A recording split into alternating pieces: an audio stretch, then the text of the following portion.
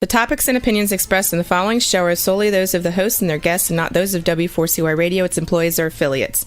We make no recommendations or endorsements for radio show programs, services, or products mentioned on air or on our web. No liability, explicit or implied, shall be extended to W4CY Radio or its employees or affiliates. Any questions or comments should be directed to those show hosts. Thank you for choosing W4CY Radio.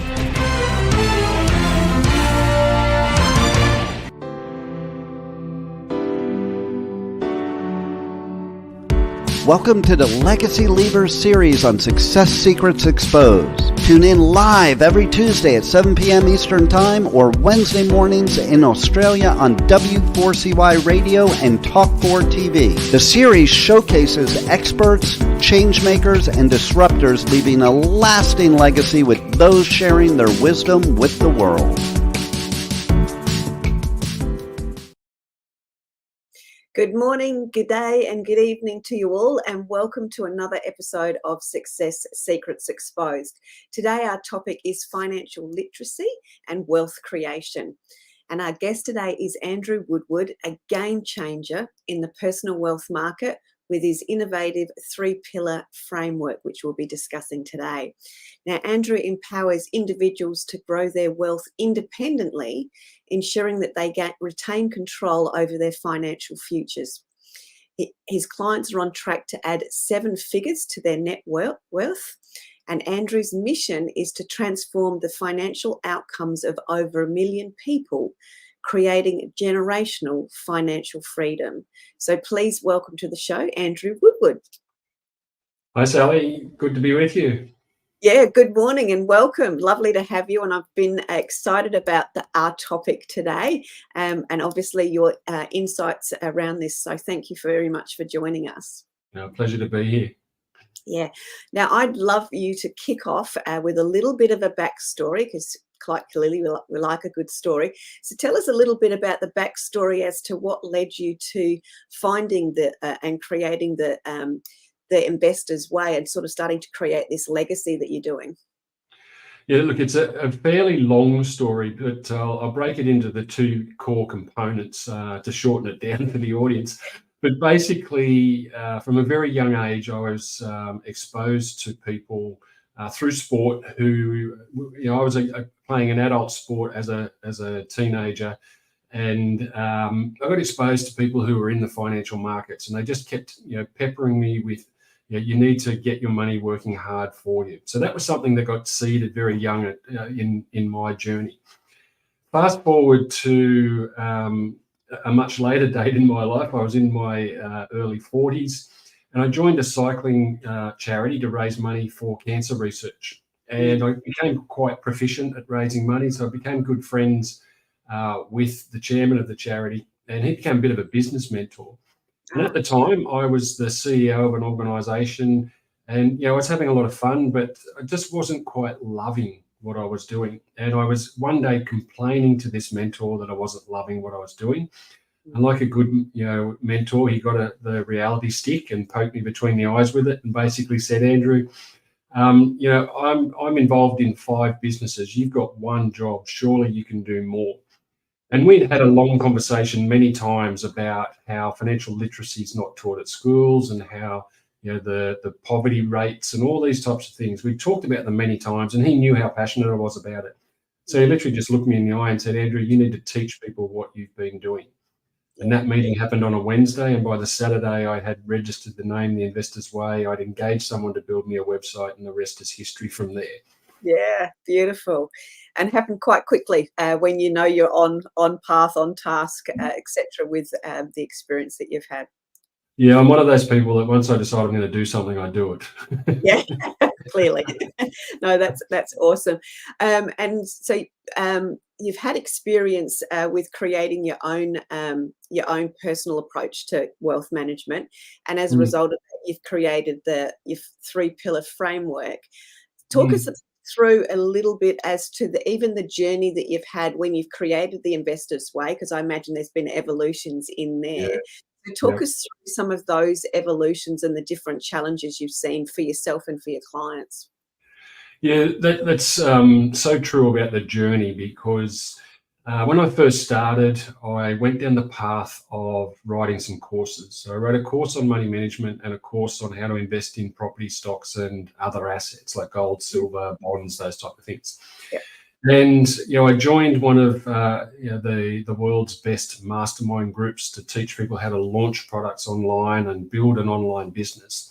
Yeah. And went down that path of trying to sell courses and realized through that very same mastermind group after a few years that 75% of people who buy an online course don't even open it, let alone finish it or get any results from it. Yeah. And I was just not interested in saying I'd sold a whole bunch of courses if nobody was actually getting any benefit from them. So after a lot of trial and error and different ways and means of trying to get people to engage with content and change their circumstances, I engaged myself, another business coach, an online business coach based here in Australia, and he basically suggested go down the path of one-on-one coaching. Yeah. And so to do that, I knew I needed to have some form of framework to be able to teach it, and that's where the PTS method came about. Yeah. To teach people a framework that is repeatable, that they can apply to their finances and get the results that they were looking for. Yeah. And isn't it interesting with the framework when someone's got something that they can see that's a step or a framework, it goes from that intangible to tangible, which helps them actually implement something. Yeah, that's right. Like implementation is the key, and one of my mantras, I guess, when it comes to growing your wealth is that you want to be doing something every month. So for a lot of people, investing in something they think they should be doing, and they might think about it once or twice a year, and then they either do something or they don't. I'm more of the mindset it's a monthly activity, and so we need those tools or those systems or frameworks to enable us to engage in the activity simply and effectively, because we're all time poor. I get that, and so we need to be able to do it, Yeah, efficiently. and repeatably by the sounds of things there as well. And with that, yeah, that's right. Yeah. cycle. Yeah, beautiful. Right. So what makes your framework and what you're teaching different to what other wealth creation strategies? Obviously, you've talked about it being repeatable and implementable. And you've also touched on the fact that we're not taught financial literacy in school. So talk us through some of those elements of how that's all come together for you. Yeah, look, I think there's a few differentiators in how I go about it. The first one is there's plenty of people who will teach you or sell to you how to buy a property. There's some people who will teach you how to invest in the stock market, although it's more aligned with trading in the stock market, which is a very different beast to investing. So there's a few of them out there. Yeah. And then obviously you've got the financial advisory and the financial planning people who will do it for you. My mindset, my methodology is about teaching you to be able to control, manage, and grow your wealth yourself. And I teach all the aspects of stocks, property, gold, silver, bonds. I don't touch the crypto market because I haven't got myself comfortable with the risk profile of it yet. But in terms of that differentiator, I'm about empowering people with the confidence and the tools and resources to be able to make decisions themselves, so that they're not outsourcing their most important asset to somebody else who probably doesn't care as much about your money as what you do. Isn't that true? Isn't that so true? But by default, we all tend to automatically outsource because we don't think we can have the expertise and the understanding, which comes back to that confidence element and having nothing tangible to be able to work with. So that, makes perfect sense. Yeah, look, I might be about to upset some of the audience, but I believe banks and financial institutions have overcomplicated wealth, so we feel obligated to pay them to do it for us. When in reality, investing is pretty simple when you pare it back. It's invest in quality assets over the long term. That's it. There's no more complication to it. Sure, there are intricacies in a whole host of aspects, but in terms of the goal, it's invest in investment grade assets repeatedly, and you'll get to where you want to be. Yeah, I love that you've said about the overcomplicating. I've been having numerous rants this week about being in the marketing and the content space, about how virtual assistant organizations are overcomplicating even just engaging a virtual assistant, because they're over-teching the clients with all this extra technology that they need to learn that's not needed. It's just, so anyway, that's... I often say if an investment needs a 100-page document to explain it, it's probably a little bit too complicated.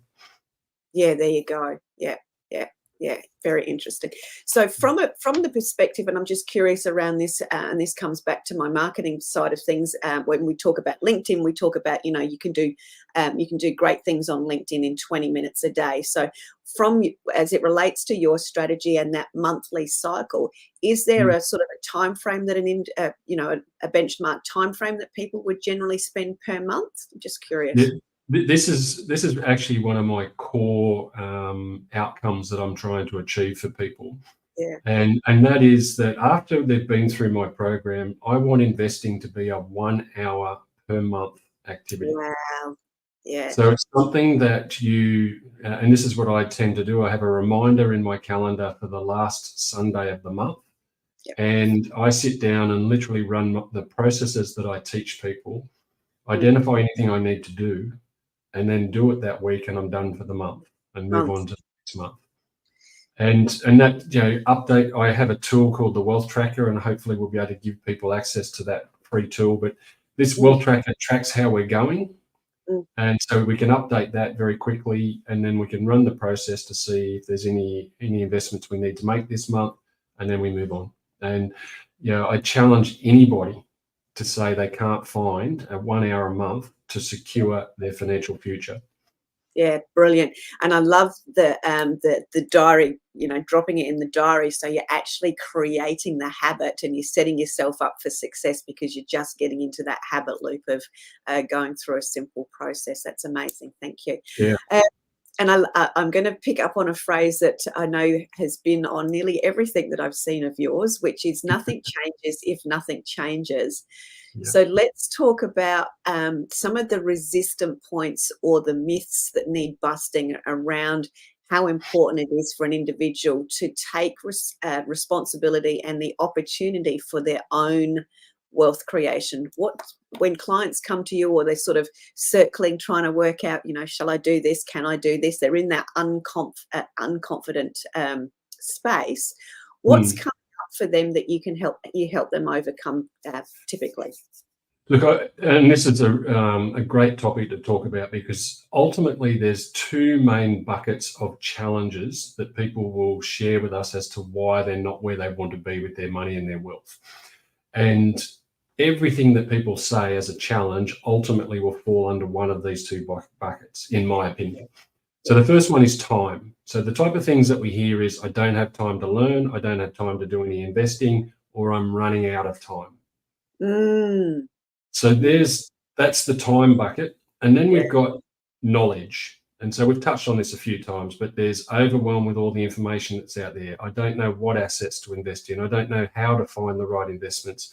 I don't know if I'm going to make a mistake, or I don't want to lose money. All these types of things. I could rattle off hundreds of them. But they all come back to the fact that people are afraid that they might make a mistake, or they might lose their money because of a lack of knowledge. So my program is literally designed to solve the time and the knowledge problem. We've already talked about how I solved the time problem. It only takes an hour a month once you know what you're doing. Yeah. And then we solve the knowledge problem by going through a program where I teach people processes, decision-making models, and the tools to use in order to make investment-grade decisions. So the concept of nothing changes if nothing changes comes back to the old procrastination, that if you're going to, I guess, rely on those challenges to say, well, it's too hard, I can't do this, then you're not going to do anything. And like I said before, people think of investing maybe once or twice a year when it's like, oh, gee, I really should do something about my, buying a property, or, buying some stocks or whatever it is. Literally nothing changes unless you do something. And that's why it's all about having that monthly habit. so that it's not something that you only do once or twice a year. We want to get our money invested as often as possible for as long as possible, so the eighth wonder of the world, compounding, can do its thing. Love that. Thank you. Yeah. Yeah, absolutely. So I'm going to pick up on the running out of time thing, if I may, because from a personality perspective, that's my driver is I'm driven by time versus money, but I'm always running out of time. So that's one of my stresses. So, and as a woman in over 50, there's lots of single women that are over 50 that have had significant life changes, that are now being more empowered by society and the things that they're learning and the things that they're doing, to be more in control and more aware of these sorts of things. So let's talk about that example of it. Somebody that's over 50, that's on their own. It could be male or female, that are now sort of almost at that restarting point, that do have that. It might not be a full awareness fear of running out of time, but you sort of get to a certain age and you know that you sort of are. So let's talk about some of those, if you can talk about some of the clients that are in those situations and what they've been able to do or overcome through working with you. I think that would be a great talking point. Yeah, look, it's very common in my client base that I've got single women or single men who, have been through that unfortunate life change that, too many people experience. And as a result, they're left with, almost half of what they had.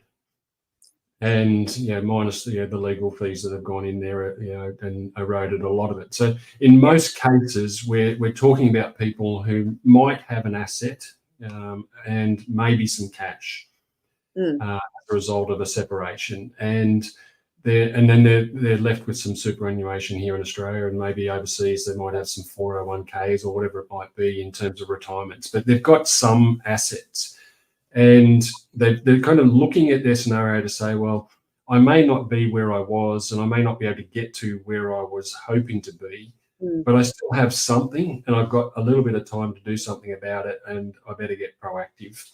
And so they are some of my favorite clients because they are very much aligned with the fact that they don't have a lot of time to make mistakes or just be slow about going about their investing. They need to be proactive, and they need to get with it. And so we tend to just work with their risk tolerance and understand where they want to invest their money so that they can put themselves in a better position than what they are today, over whatever time frame that they've got left in terms of their desire to keep working or running a business or whatever it might be.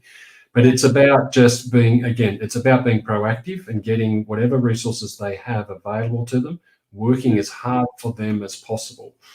I generally, when I'm talking to people that are in that 30 to 40 bracket, it's like, time's your greatest asset, don't waste it.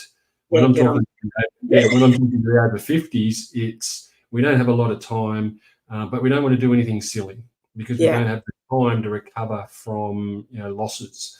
So we've got to be a little bit more focused on capital preservation. And that sometimes means we're not taking as much risk. And so the returns are not as high, but at the same time, we're still doing something. And that's the key here, is that most people, rather than put their head in the sand, if they can take some action, they will get a lot further than where they would if they did nothing. Yeah, absolutely. And I love that you talked about risk analysis, and I'm laughing at the same time because I'm going back to my ex-husband and I, and we were like polar opposites. He wasn't a risk taker, and I'm the adventurer. Let's just go and take these risks. So when somebody's, and I suppose that's part of the education process, is mitigating those people like me that are fast-paced, want to get stuff done, that do tend to take larger risks, and sort of helping to balance that out so they're a little bit more, dare I say, sensible than just gung-ho. Is that part of the education process too, understanding? Yeah, that's right. I mean, let's take the stock market, for example. I teach 3 different layers of risk and return. And so depending on your risk appetite and the amount of time that you've got available, it will depend on whether or not you go in all three or only one or two of those. Right. But the idea is to expose people to what's possible, Yes. so they can then decide where they want to be. And like you being maybe a little bit more adventurous, you might take a little bit more risk, but you're doing it with open eyes rather than just like I often make the analogy that people get their stock tips from a mate at a barbecue, something they overheard on the way to work, or some guru on a TV show who's giving out stock tips. All three are the worst places you can get them from. So in terms of risk, that's really high risk. Yeah. Having a process and a system to follow to identify where you should put your money, that lowers that risk dramatically. Yeah.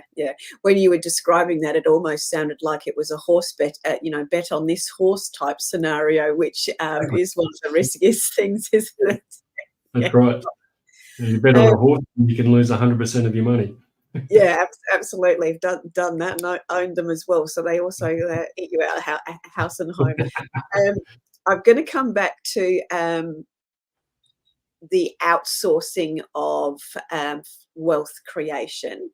And you have a comment when we've spoken and I've done some research about how money management can have a six-figure, if I've got that right, a six-figure impact on your long-term wealth. So should we open that one up? That's another can of worms where we might be offending some people, but let's do it anyway. We like to do that, yeah. What I'm talking about there is when you outsource control of your future financial scenario to somebody else, and obviously for that privilege, they're going to charge you. Yep. And the six-figure number actually comes from a book written by Tony Robbins. So I mentioned Tony Robbins a lot. I'm not necessarily a fanboy, but some of his stuff obviously is relevant to what I teach, because he talks about it a lot. Yeah. And he wrote a book called Unshakable, and it's 250 odd pages. But the first 92 pages he dedicates to why people should get a financial literacy education and not outsource their money to a financial advisor. And the reason, he does the maths. And he basically says what people overlook is their fees might only be like 1% or 1.5% or even 0.0 something of a percent. But when you do that as a percentage of the returns they're making for you, it is actually more like 20% of your gain. And so when you extrapolate that over a period of 20 years or more, the impact on your net wealth is over $100,000. Yeah. And that's not an insignificant amount of money when you think, well, I'm only paying this person a small amount of money, but realistically what you're paying them is well over six figures. Yeah. And so my mantra is that get that financial literacy education and do it yourself. Yeah. There's another book called Where Are All the Customers' Yachts? And this one really, when I was first referred to this one convinced me that I was on the right path of what I was trying to do. And it's a fable about two mates who went to school together in the US. One became a financial advisor on Wall Street, and the other one, worked out of Wall Street. Yep. And they caught up for lunch one day, and they're walking towards the harbour. And the non-financial advisor mate looks out to the harbour and he sees all these yachts, and he says to his financial advisor mate, "Who owns all the yachts?" He said, "Oh, that's the financial advisors." And so his non-financial advisor mate looks at him and says, "Well, where are all the customers' yachts?" And his financial advisor mate looks back at him with a bit of a strange look on his face, as if to say, "What are you talking about? They don't get to own the yachts. It's the advisors that get to own the yachts." And that book, even though it's a fable, it reinforces the point I'm making, and that is you need to get a financial literacy education, a small investment up front to save you a large investment over the rest of your life. Yeah, well said. Yeah, well said. There's a whole conversation around moral hazard, but we won't go there. It's come out of it in lots of the different movies, etc., and all the rest of it. So that's good. You've also talked about accumulating investment grade assets. So can you expand on that in layman's language? What are examples of that? What does that mean to a client, and then the outcomes? Yeah, so like I said earlier, I teach people how to invest in stocks, property, gold, silver, and bonds. Like they're more a defensive asset for protection, but the main ones are property and stocks. Yep. And when I say the word investment grade, what that basically means is that they are of the quality that are going to produce the returns that you want to produce. So I'll give you two examples. In the stock market, people will quite often just invest in something they've heard might be good. And there's no basis for that decision, and it might end up being good or it might not be. That to me is not an investment grade decision. An investment grade decision is where you're basing your decision on data, proven results and data. And it's an asset that is going to produce above average returns over the long term. And we use the data to do that. The more commonly understood example of what we're talking about here is property investing, where most people will buy their first property investment in the suburb that they live, or at least close to the suburb in which they live. Yeah, absolutely. Without any thought about whether or not that location is actually a location that's going to grow in value. Right. Yeah. In Australia, obviously we are in love with property, and the property market just keeps on producing results for us. But an investment grade decision would be doing some research and finding those locations that are going to grow in value at an above average rate compared to one in your suburb or next to your suburb that might just linger for a whole long time. Yeah. And not get you the results. So investment grade just means that they've got all the things that are going to produce above average returns. Because if we can produce above average returns, we get to our desired wealth position a whole lot quicker. Faster. And isn't that interesting that you're actually, I'm also laughing at myself from a luck perspective. I was very, and I'm going to say lucky, because there was no strategy involved in either of these scenarios. I just happened to buy gold at the right time when it was fluctuating, and I was picking it up when it was going up, and did some buying and selling back then, and some retaining. And my son, we got him to do some, I'm assuming they're going to call them shares. He was really, and he was only in about 8 or 9, but he was fascinated by a particular toy, which I think was brought out by Lego. Might not be Legos, but it was a robots that you put together like Lego, and he was really interested in them. So they were relatively new. Of course, they then ended up franchising out into all sorts of different things. But we said to him, if you want to do something, buy something that you're interested in. No strategy. But again, it was luck. It was pure timing that he brought a little bit, and it went up in value because they ended up creating other products. But I love what you've talked about versus the Sally version of pure luck, where you actually got the full story. And having been in property, you sort of look at where the suburbs next to the suburbs which are booming. Again, that's just a luck process. That's just one step. But to have that, the story behind the story, and sort of future pace or plan out or have greater awareness, and then look at the data, can make such a huge difference to that outcome.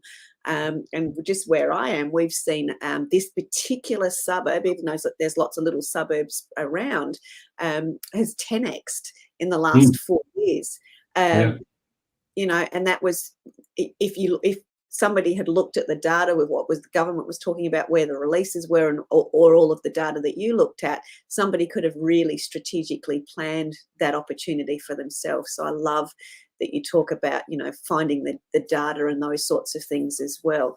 When someone's looking at data, there's people that love data, and there's people that get to appreciate data but don't necessarily like it. So for those people that are hearing that and are going, oh, data, cringe, all the rest of it, and knowing that you've got that simple process, what do they need to be aware of when they're looking for that data, just so it doesn't sound daunting or overwhelming? Yeah, and this, I guess, comes back to, again, one of my core success metrics when it comes to growing your wealth, and that's having a system. And using a system that's repeatable to identify the data items that you want to be focusing your attention on. So when it comes, say, to the stock market, we're looking at things like the earnings per share, or the dividend rate, or the price to earnings ratio. So I'll give you those three as an example. I use 7 metrics, but there's 3 of them that will provide us with some information, both a backward-looking, historical runs on the board perspective, and then a forecast. And so you can get that information and say, well, this company has produced these results over the last 12 months. Are they saying they're going to do it again in the next 12 months? And if they are, then that's a tick, and you can confidently go and invest in that company. Yeah.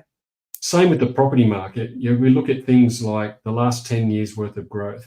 So that runs on the board for that suburb. But then we look at what might drive that growth going forward. So population growth, infrastructure plans in that area, all those types of things. So there's ways and means to do it. When I first started, when I wanted to go and apply my 7 stock selection criteria, I had to go and look up each individual stock's annual report and manually record the metrics in a Excel spreadsheet.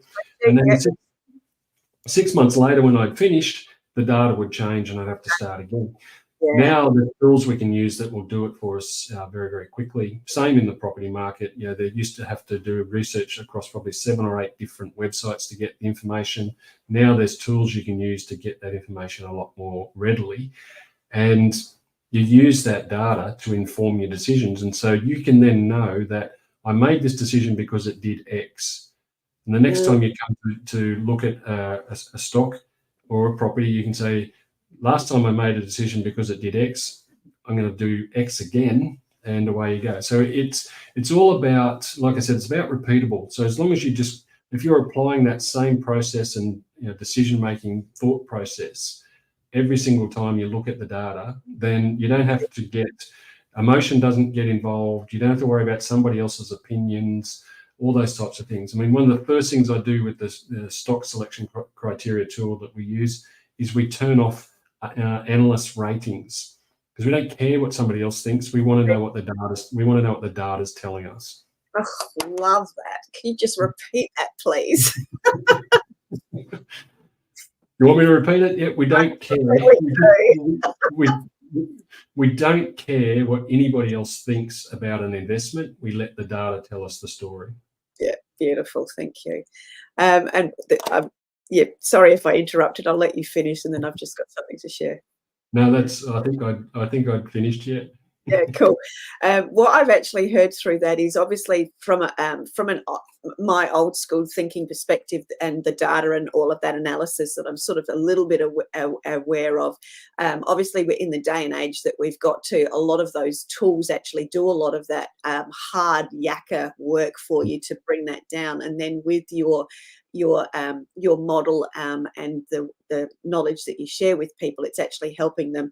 So they've actually gotten, and right now they've been able to create a number of fast tracks for themselves. The information that you gather from the tools that you use helps them make the right decisions based on your formulation, which enables them to get into the right activity and that repeatable activity very, very easily. So great opportunity for people right now to be able to do some magic for themselves. That's right. And the thing that I love about people when they get to the end of my program is the change in their confidence when it comes to their decision making and just knowing that they're on the right path. I mean, I had 2 people that are very close to, or virtually at the end of my program yesterday, just at the end of our second last call as such, they just said, thank you for empowering me to be able to do this myself. Yeah, love it. So on that note, would you like to walk people through and share a little bit about what your process is as it relates to the customer journey, and then how people can get in contact with you? Okay, yeah, great. It's roughly a 6-month program where we do one-on-one coaching. And I say roughly because the time is not important to me. How long it takes is not important. What is important is you being able to say to me at the end of the program that you can do this for the rest of time. And so we will work with people until they can say yes to the question of, can you do this for the rest of time? And we work through a fairly modularized coaching program that is tailored to everyone's individual circumstances. So we always start out with writing a plan and getting into money management, because I think money management is like the foundations of a house. If the foundations are not sturdy, the house falls over. So we get the money management sorted first. And the good news for those people who hate budgets is I do too. They're like diet. They're great on paper, but they are useless when you need them the most. So we've got a system that we teach that automates money management. Then we just move into a block of calls where we teach people stock investing, a block of calls where we teach property investing, overlay that with gold, silver, and bonds, and then we wrap it all up with a map of their strategy and where they are at that point and where they need to be financially secure. So they know exactly what they need to do in order to be where they want to be. And then we supplement that one-on-one coaching with 12 months of accountability support, so they can check in. I check in once a month, but they can ask me anything they want in that 12-month period. And ultimately, like I said, the outcome that we're trying to achieve is to get people to say this is something that they could do confidently on their own for the rest of time. Yeah. And that for me is what success looks like, when they can say yes to that question. Yeah. And the best way to get in touch with us is through the website, theinvestorsway.com.au. There's a link there to get a free resource, which is my wealth tracker, which is an enormous tool that does a lot of great stuff when it comes to tapping into our money mindset and providing that mechanism to support your journey. And once you get that wealth tracker, you'll also be offered a free call with us. Take that up, and we can have a conversation. And if we think we can help you, we'll talk to you about how that can happen. If we don't, we'll give you as much as we can to help you for now, and hopefully we'll see you down the track when you're in a position to do something. Yeah, beautiful. Thank you for sharing that. Now, we've still got some time up our sleeve, but I wanted to make sure that we covered that all off so our audience knew what the process was, and certainly have the opportunity to reach out to you and to get that free resource. Now, the word that jumped out at me when I was bringing you onto the show was that creating generational change. And that's a big thing from me, from the work that I do with Homes for Homes and the generational change that creates around homelessness. So from the perspective of the legacy that you're wanting to leave and what you are doing, what does that, I'm going to ask it in two ways, and you can either answer it both ways or one or the other. What's that generational change going to mean for you, or what are you starting to see that change in your clients that have actually perhaps got that their second generation coming up, seeing their parents doing this? Oh, that's going to be and it does a similar reaction on me, because I call my program Wealth Generator because it's about generating wealth, but it's also generational wealth. And we talked about it early on, where we're not taught financial literacy at school. And my kids are in their 20s now. They're using my system and moving forward, which is great. But I know that kids at school are still not getting taught this stuff. Yeah. So when I work with people, I encourage them, if they've got kids, to share at a minimum the money management process that I teach, so that they can start to form good money habits. Yeah. And interestingly, when I was writing a chapter for a book last year, I think it was early last year, I was doing some research and discovered that children by the age of 7 have already developed money habits. So it's never too early to start teaching them the value of money and all those types of things. But as they start to earn their own money, we want to let them go and spend that first one on whatever they want, their first paycheck. Let them do whatever they want with it. But the second one, teach them that it's important to start putting aside for the future, whether it's 3 years down the track, 5 years down the track, 50 years down the track. My youngest client is now 18. She joined when she was 16. Her parents, brought her into the program. She's got a 5-figure stock portfolio at the age of just turned 18, and her goals are to have certain things by her 23rd birthday. Yeah. And by that stage, she will be well and truly on her way. And so that generational aspect is my goal, and why I'm so focused on generational change is the statistic that 5% of the population will retire with enough money or assets to support their lifestyle, which means 95% won't. Yeah. And I want to change that statistic. And the only way we can do it is generationally. Yeah. That's just given me goosebumps. Yeah, no, I do remember that statistic, and I don't know where from, but many years ago. So the shifting of the dial of that 95 versus the 5% hasn't actually changed greatly, and I'm going back probably at least 30 years. So it's a significant change to come. And jump on board. Just to interrupt, the other scary statistic that came out this year is that 80% of people will have more life at the end of their money. Yes, now, yeah. That's just double whammy version of it. I'm going to circle back because I love the generational and what can we do for our kids. Yes, we can set ourselves up, but what we do with our children. So going back to this young lass that you've mentioned, that's obviously was young, and so I'm going, but she's young and she probably hasn't been doing a lot of working and all those sorts of things, or hasn't been earning a significant income. Can you expand on the opportunities there for the youngsters? Just starting out with just very small amounts of something. Yeah. So the first opportunity and the first thing that we did was set her up with a money management system that enabled her to enjoy her youth. So there was money for her to do her whatever she wanted to do. Yeah. We got into a habit of putting some money away for bills. Now, at that time when we first did it, she didn't actually have any bills. But $20 a week, we were just putting into this account we called bills to get into that habit of knowing that I've got to put money aside for my bills. And then there was other money put aside for investing.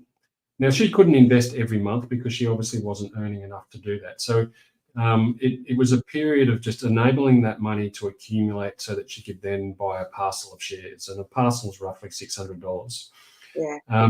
And so she would just accumulate that money and then invest, and basically was investing in $1,000 lots. And she was fortunate enough to have a birthday where she got some cash as well, so she had to put that into the system. And now she's left school and she's doing a trade and earning a little bit more money, and so she's able to add to it a little bit more frequently. But from day one, she's built the habit that she now has. She's got that money that she can live on and do whatever she wants with it.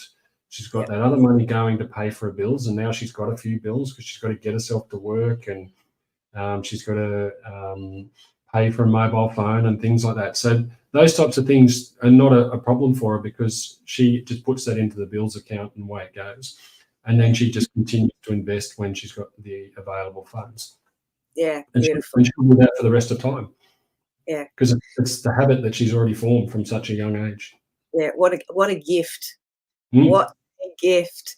And coming in from that early is creating that generational change, not only from her parents to her, but for her kids and all the rest of it. It just completely changes the conversations at the dining room table, the limitations that are self-imposed on all those, the level of confidence that is all those differences. I can just only imagine what her life is going to be like with that, that grounding of that really strong knowledge of self-responsibility and perfect and not perfect, but really, really good habits.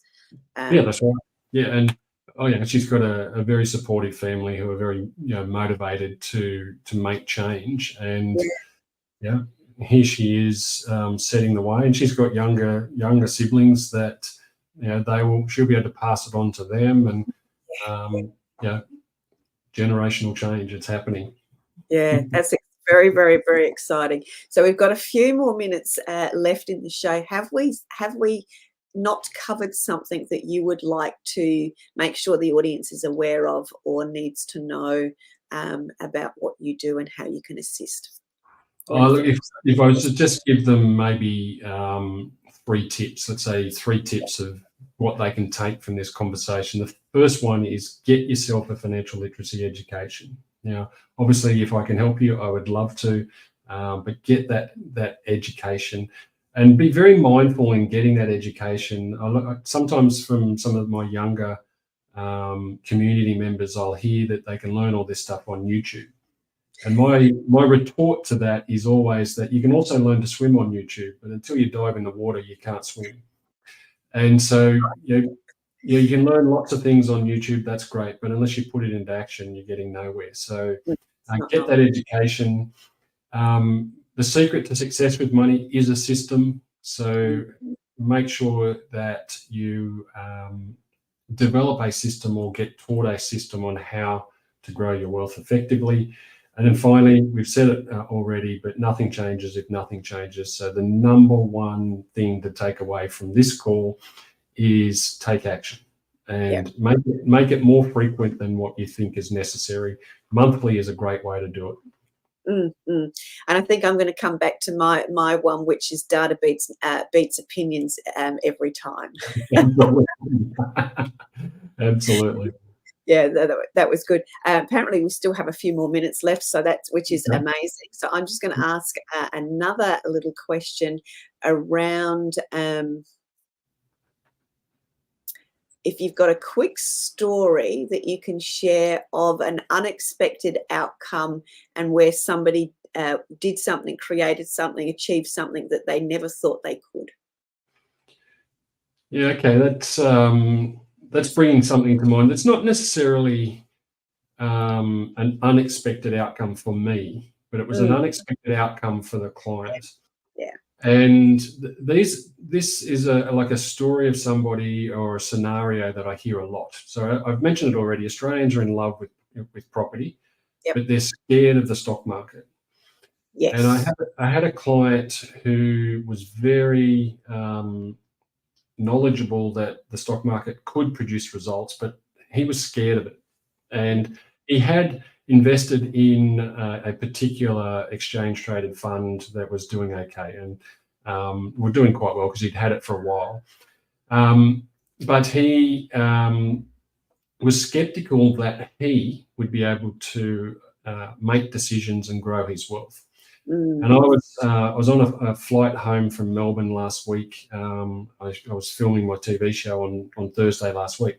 And I got a Facebook message from him telling me that his stock portfolio had grown by over $15,000 in the time that we'd been working together. And that is multiples of my fee for the coaching program. But it had grown by over 15,000. I haven't quite done the percentage yet, but I know it's a double-digit percentage in 5 months. In 5 months. Oh my gosh. Yeah. And the simple message he basically said was, I didn't believe I could do this. Thank you for giving me the confidence to be able to do this myself. Yeah. And that's just one example of people who quite often come into my world and they're scared of one particular asset. And we teach them how to overcome that fear. And I think if I recap it throughout our conversation and everything that I'm aware of and know of you, is that element of people not thinking that they can do it, and then being provided with the right tools to make it easier, the right system for them to follow and create the right habits. And dare I say, they create their own magic because of their consistency in the habits and the knowledge in which you've actually shared with them. So they actually are creating their own goosebump moments of the outcomes that they're creating. Oh, yeah, that's amazing. And imagine how much taller they walk around the street knowing that they've got that confidence now. Like they grow an inch because they have that confidence that they are not only on the path to where they want to be, but they're the ones driving the path, so to speak. Yeah, that's right. Yeah. So that comes back to one of the very first words that you said, which about what you do, which is creating that confidence with remarkable outcomes. So thank you very, very much, Andrew, sharing so much with you. It's been a pleasure talking to you, and I do encourage everybody to jump onto Andrew's website and download the money management. Have I got that right? The Wealth Tracker. The Wealth Tracker to kickstart your opportunity, and certainly do take the time to reach out to Andrew and see what goosebumps you can create for yourself with a simple system and some very simple habits that you can do for yourself on a monthly basis. So Thank you. Any closing comments from you, Andrew, as we wrap up? Thank you for the opportunity to share the story and the financial literacy message, and I hope people got something from it. Yeah, thank you so much. Absolutely. Thank you again, Andrew, and we will look forward to seeing you all again on another episode of Success Secrets Exposed. Till then, take care. See ya. Bye. Remember, if you want to be sought after and sold out, as well as being known as the obvious expert in your industry, you need to speak with Sally, our host of Success Secrets Exposed. Sally is the founder of Monetize Your Content, a done-for-you content marketing agency that helps you be easy to buy. See you next week on another episode of Success Secrets Exposed. Tune in live every Tuesday at 7 p.m. Eastern Time or Wednesday mornings in Australia on W4CY Radio and Talk4 TV.